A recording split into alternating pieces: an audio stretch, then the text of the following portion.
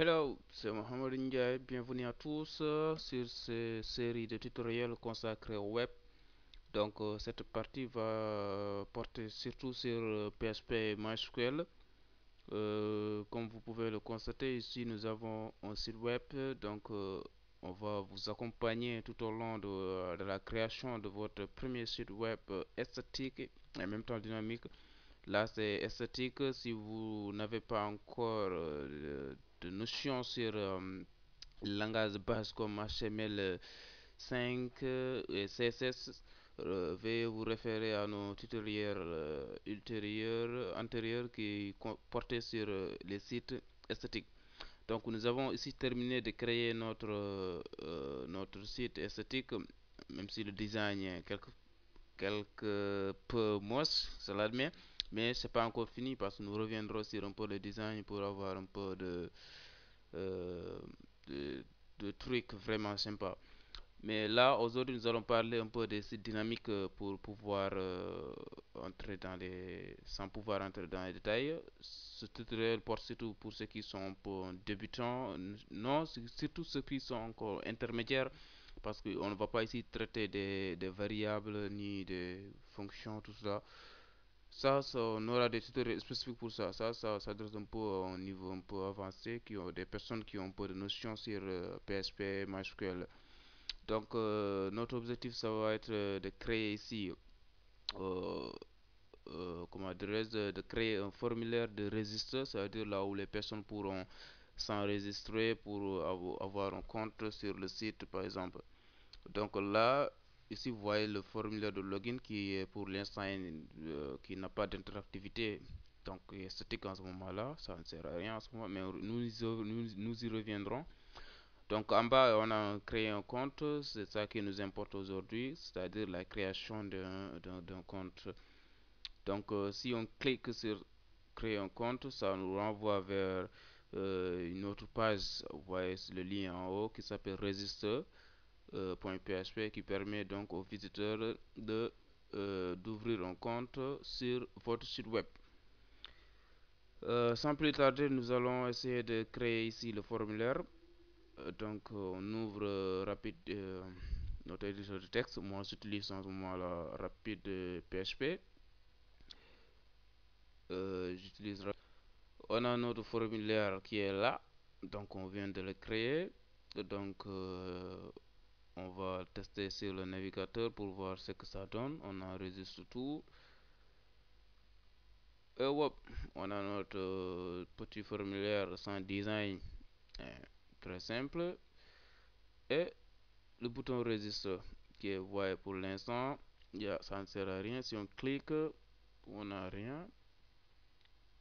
Ce qui reste maintenant, c'est de voir la partie la plus importante, c'est-à-dire la partie PHP. Pour la partie PHP, nous allons en haut, tout en haut, ici,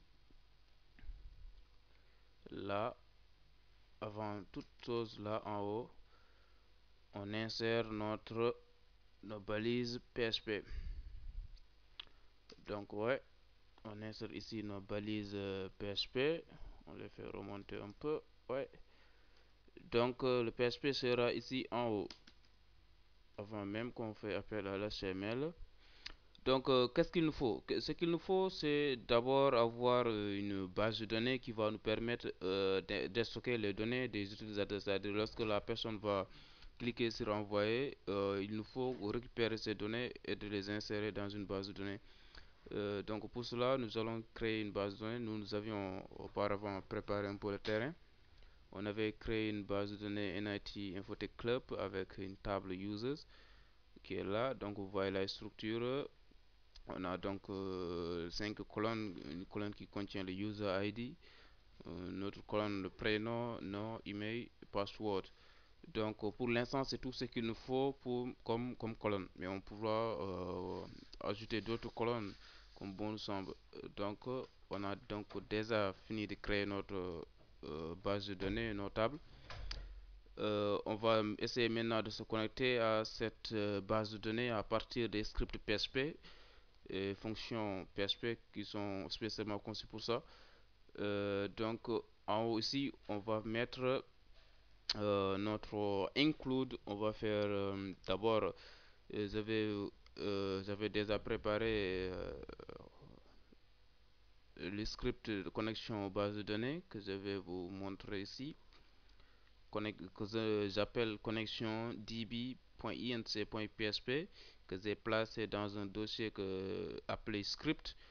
Tiens, il ne faut pas vous inquiéter, vous aurez tout ça avec le pack, donc c'est téléchargeable avec le pack, vous pouvez consulter vous-même les scripts. Donc ici, je vais un peu expliquer ce code. Donc ici, nous avons créé ici une variable qui est égale à MySQL Connect. On pouvait même ne pas la créer, mettre seulement MySQL Connect. Euh, on met MySQL Connect, c'est la fonction qui va nous permettre de nous connecter au serveur local ici. Mais si c'était un serveur distant, ça allait être le serveur distant. Local signifie que nous nous connectons sur le serveur local, c'est-à-dire qui est ici notre ramp ou WAMP ou LAMP qu'on a installé Apache localement. Si c'était un serveur distant, l'hébergeur va vous fournir le nom du serveur qui vous permettra donc d'accéder à ce serveur. Donc ici le deuxième paramètre donc il faut rappeler MySQL Connect prend trois paramètres. Ici deuxième paramètre concerne le root, c'est l'utilisateur du serveur. Donc ici par défaut localement ça vient avec root, donc on n'a pas besoin de changer ça. Et le mot de passe on ne met rien parce qu'il n'y a pas de mot de passe à moins que vous l'ayez vous-même configuré. Donc, voyez ici, or die signifie que lorsqu'on n'arrive pas à se connecter au serveur, il est important des fois d'afficher un message impossible, par exemple, de se connecter au serveur. Là, on peut écrire tout ce qu'on veut. Donc, ce message va nous permettre seulement de nous avertir en cas d'impossibilité de connexion au niveau du serveur. Donc, après cela, on termine tout ça avec un point virgule qui est là. Donc, lorsqu'on termine de se connecter au serveur, donc il nous faut donc nous connecter maintenant à la base de données, maintenant à la base de données MySQL. Là, on se connecte au serveur. Maintenant, là, on va se connecter à une base de données. On sélectionne la base de données qu'on va utiliser. Donc, on utilise la fonction PSP qui est de MySQL Select DB. Donc, on met le nom de la base de données entouré par des guillemets. Là, NIT Infotech Club, si vous vous rappelez bien, le nom de la base de données, c'est NIT Infotech Club. Donc, c'est ce nom-là que l'on va donner comme paramètre à la fonction MySQL Select DB. Et de la même chose aussi, on met un ordre impossible de se connecter à la base en cas d'erreur, c'est-à-dire si on n'arrive pas d'accéder à la base, on pourra afficher par exemple ce message.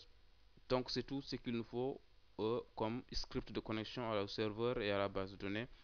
On les met sur inc.php, on les stocke quelque part. C'est très simple, ceci va nous faciliter parce qu'on pouvait venir seulement ici et mettre tout ça. Tout ça, on pouvait le copier et venir le mettre ici dans la page registre. Mais seulement si on fait ça, c'est pour nous faciliter un peu la tâche parce que ça va nous permettre maintenant de ne plus revenir et à coder ces deux lignes chaque fois qu'on veut accéder à la base de données. On fera seulement appel au fichier avec un include, ce sera plus simple. Ce qui fait que lorsqu'on va revenir, par exemple, on va changer de base de données, c'est plus simple de changer un seul fichier que de changer, par exemple, 10 fichiers qui font appel à cette base de données. Donc, c'est un gain de temps. Donc, pour appeler ça, on va faire un include. On parcourt donc script, ça se trouve dans le dossier script slash connection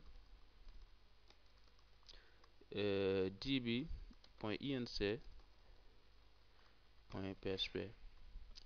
Donc ici on a terminé de se connecter à la base de données. Ce qu'on va faire maintenant, voilà, même si on se connecte, il n'y a rien. Si on revient ici sur notre site, on actualise, il n'y a rien. La connexion, il n'y a rien en ce moment-là, il n'y a rien. Même si bien qu'on est connecté, mais il n'y a rien parce que on n'a pas encore mis les lignes qui vont nous permettre d'extraire ou d'envoyer ces données. C'est la partie qui va suivre. Ok. Donc pour ce faire, nous allons mettre tout ça. On va faire par exemple un if. On va dire if is post. insert post, post bouton.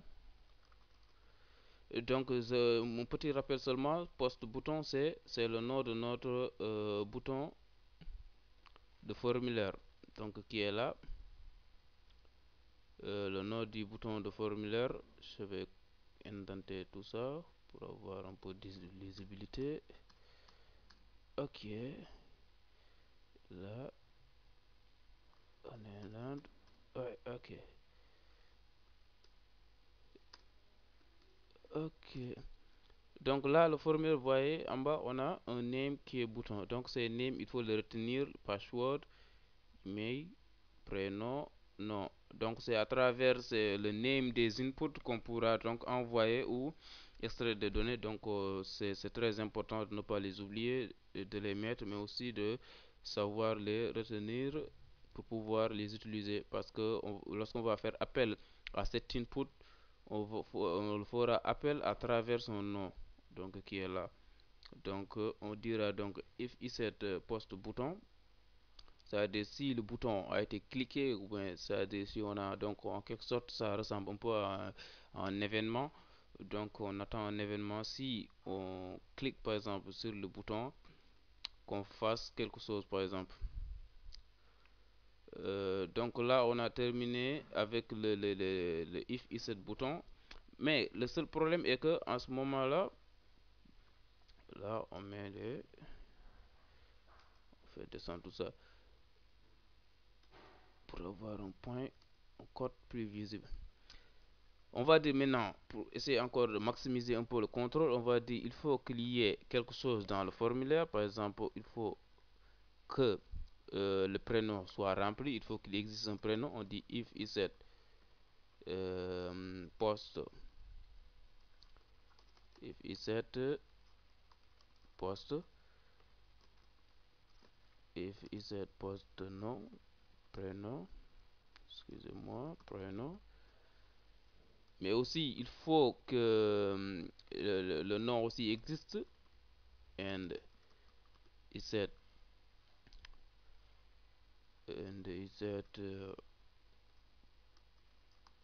post nom.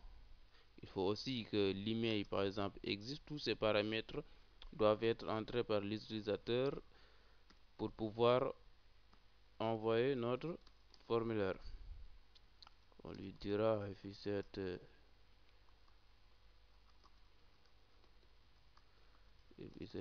post, if insert post email and insert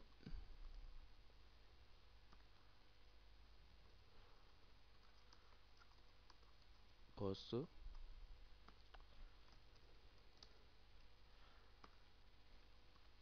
password.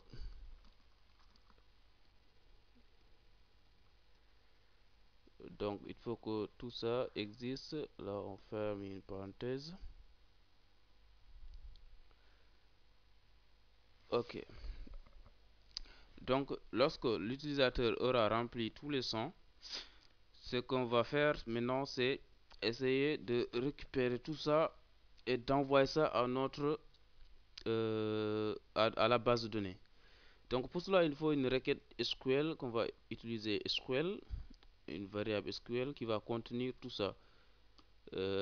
Donc cette variable va contenir la requête SQL, c'est-à-dire qui va nous permettre de configurer ces données et de les placer au niveau de la table users. On va utiliser insert into user, on indique la base de données dans laquelle on va insérer, on set, c'est-à-dire on règle les paramètres. On va utiliser prénom. Prénom ici qu'on renvoie au nom de la colonne qui se trouve dans la base de données. Par exemple, dans la base de données, vous voyez qu'on avait ces colonnes. On a prénom, nom, mail, email. Donc, ces paramètres donc, renvoient au nom de colonne. Donc, on va dire donc, dans la colonne prénom, on va y ajouter, euh, on va y ajouter cette valeur qui est la valeur poste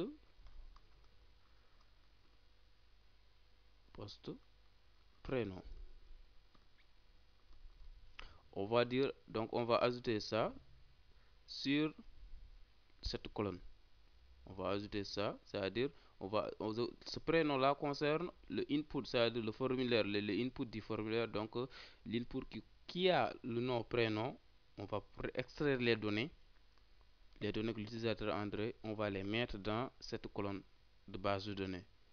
Donc un peu pour faciliter la chose, ce que nous allons essayer de faire, c'est avant de faire tout cela, lorsque l'utilisateur met ça, on va essayer de créer des variables qui vont nous permettre d'aérer un peu le code, qui est quelquefois recommandé, ce que je vous recommande aussi, de mettre ici par exemple une variable prénom. Et cette variable prénom, nous allons lui passer comme valeur post-prénom. C'est-à-dire, donc, on va créer une variable qui aura post-prénom. Donc, pour ne pas à chaque fois écrire ici post-prénom, post-nom, post...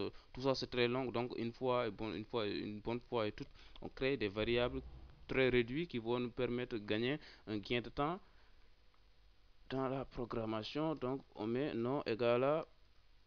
On met post... post, post nom. On met email égal, on met email, on met ça c'est le password,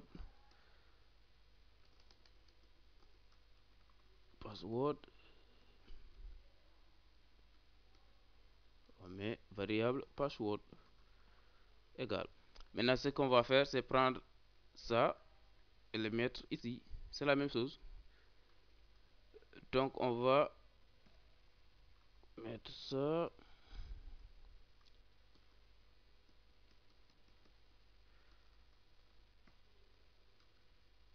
on met virgule pour mettre d'autres paramètres.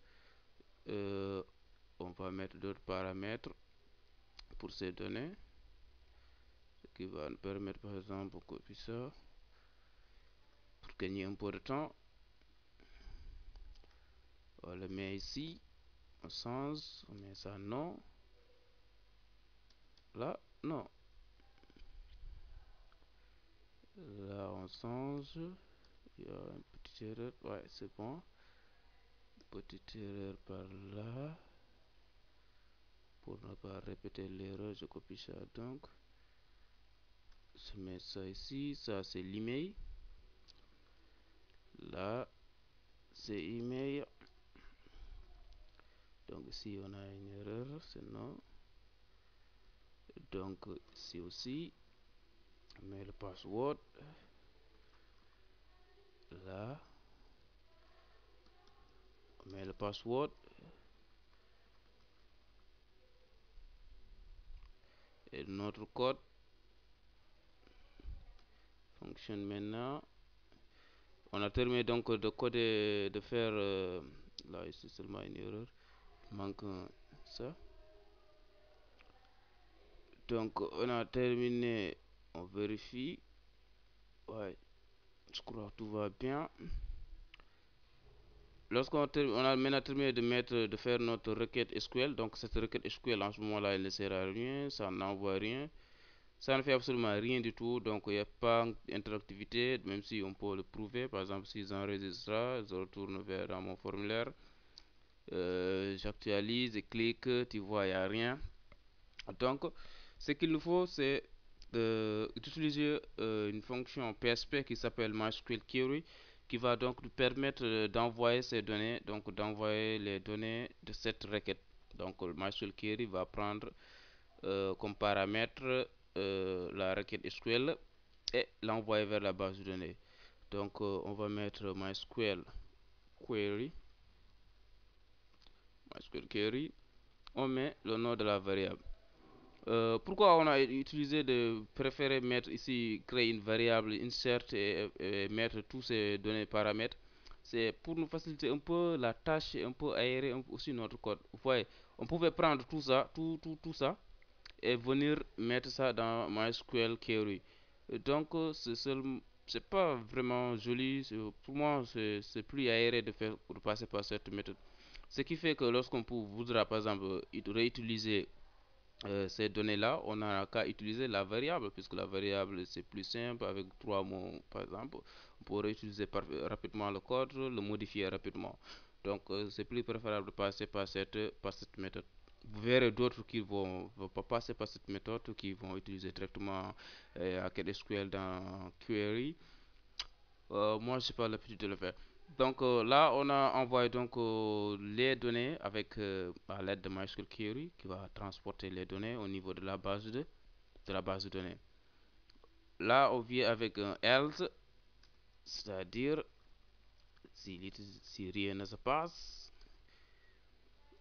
si l'utilisateur ne tape rien, on prend la variable prénom, on n'y met rien, on la rend vide.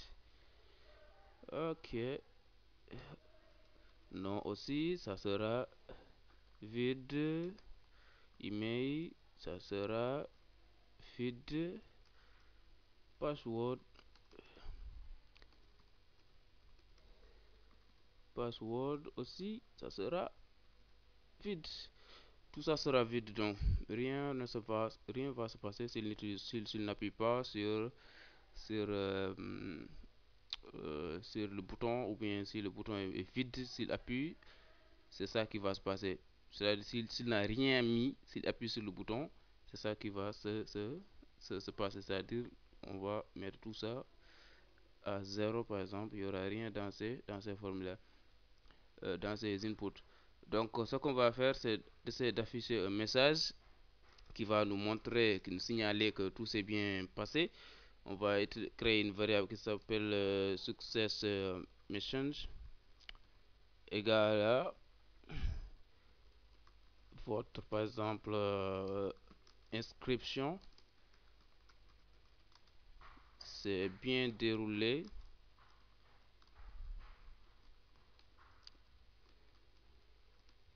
Ou bien on va mettre félicitations, félicitations. Vous êtes maintenant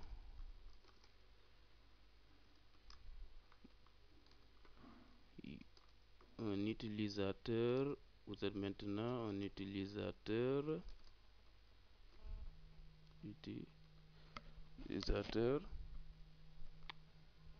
Vous êtes maintenant un utilisateur de notre site. C'est moche, non? Mais on va revenir après sur le design. On va faire un echo. On va essayer d'afficher donc notre success message. Et on enregistre le tout. Ce qui nous reste maintenant, c'est un peu de test pour voir vraiment si ça fonctionne ou pas. Donc on retourne à notre navigateur, on rafraîchit, mais par exemple user 2, mais non, par exemple, on met par exemple prénom Ali, le nom on met Ali, user, on met Ali, arrobase, on met hotmail.fr. Le password, on met Ali. On clique maintenant sur register. C'est parti. Allons voir si c'est vraiment. On ouvre notre base. Hop, hop, hop. Je sais pas encore venu. Il y a un problème. Je sais pas quoi, mais. Donc, vous voyez ici, le message ne s'affiche pas parce qu'il est en haut, là. Félicitations.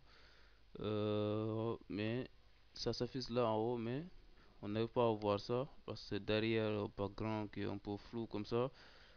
Ce qu'on va faire, c'est essayer de faire descendre le message ici, c'est-à-dire là, en haut là, il s'affiche. Pour ce faire, on va prendre ça, on va mettre ça ici. Enfin, le formulaire, on le met ici. On met ça dans des balises PHP.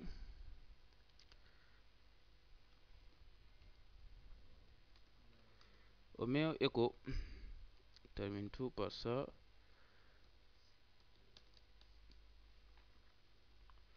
On revoit un peu le code. Qu'est-ce qui ne va pas?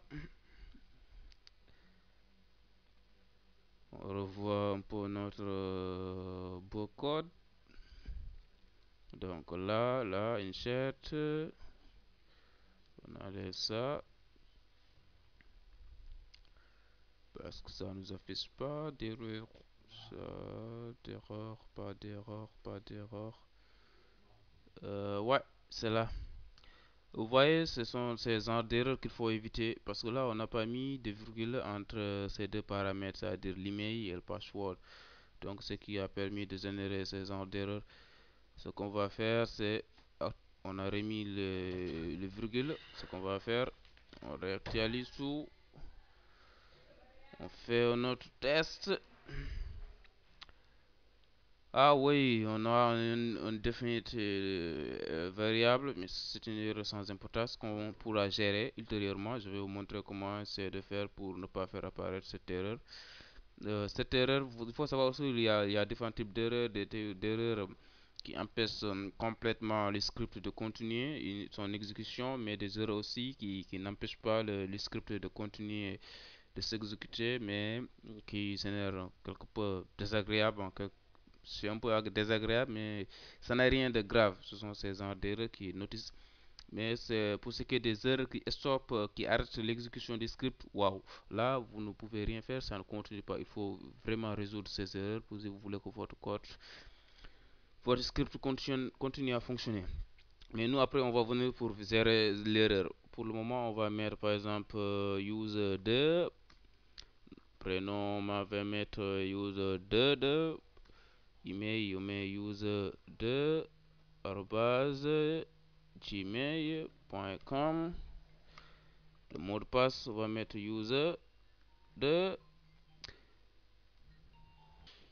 Donc maintenant, tout ce qu'il nous reste à faire, c'est d'appuyer sur register. Oups. Waouh, bien tout ça, ça marche maintenant. Vous voyez, il y en a un petit. Félicitations, vous êtes maintenant un utilisateur de notre site. Ce qu'il nous reste à faire, c'est vérifier si vraiment notre script c'est bien connecté, c'est bien envoyé les données au niveau de notre base de données. Donc, on ouvre la table users, on affiche les données. Wow, c'est là. Donc ici, user 22 avec l'identifiant 5. Non, email, password, tout est là, tout est là. Donc, vous voyez, notre script fonctionne pour le moment, c'est vraiment génial. Vous voyez tout ça. Tout ce qui reste maintenant, c'est un peu le design. Donc, replacer un peu les inputs, faire tout ça, d'autres trucs. Donc, lorsqu'il termine, on pourra directement se loguer ici ou on pourra le renvoyer vers un autre fichier où il pourra se connecter ou l'envoyer un mail pour activer son code. Tout ça, on pourra le faire, mais ça sera dans nos prochains tutoriels. Donc, pour faire un autre test, on met user 3, user 3, user 3 arobase hotmail.fr, password user 3. On clique, ça boum, c'est parti. Wow, maintenant vous avez maintenant une base de données de user, un formulaire de register très impeccable. Si on clique là, rien ne se passe, ça n'envoie pas. Donc, c'est vraiment génial, mais il reste seulement quelque chose, c'est-à-dire notre script n'est pas bien sécurisé. Donc, ce qui reste maintenant, c'est un peu de sécuriser les données filtrer les données pour ne pas être victime des injonctions SQL ou bien des X-cross-site, des cross-site qui vont permettre vraiment de qui n'est pas bon du tout pour votre site web, mais là, pour l'instant, c'était basique, mais sur le prochain tutoriel, on va essayer de revoir tout cela